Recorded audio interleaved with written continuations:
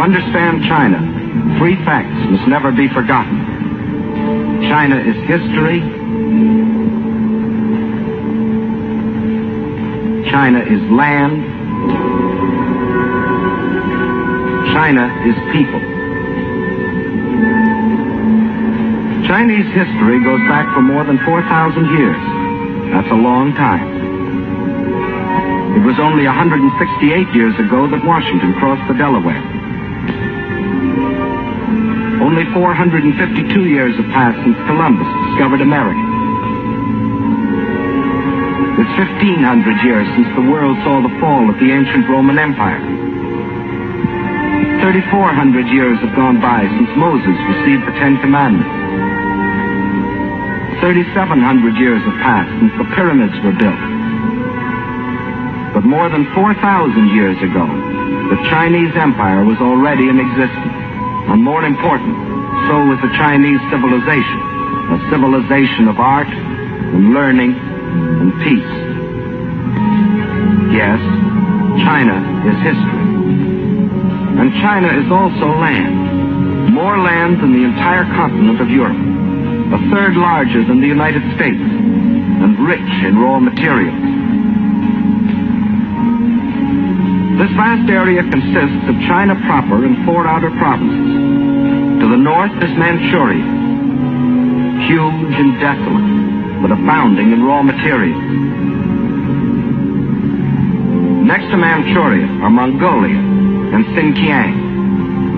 Here lies the Gobi Desert, a vast plateau twice the size of Texas, inhabited by nomad tribes who lead their camel caravans back and forth over ancient trade routes. To the west is Tibet, the icy roof of the world, its borders encompassing the eastern end of the Himalayan mountains. The mystery land that few have entered.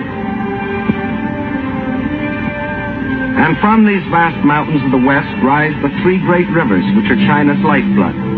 The northernmost of these is the Huanghe, the Yellow River, often known as China's Sorrow because of its frequent flooding. Far to the south flows the Zhejiang, the Pearl River, which enters the sea past the great ports of Canton and Hong Kong. But the greatest river of all is the one that flows between, the Yangtze, winding for 3,000 miles through the heart of China, bringing fertility to the good earth, and bearing upon its broad waters half the commerce of China. Yes, China is land, next to Russia, the largest country in the world. But most important, China is people, 450 million of them.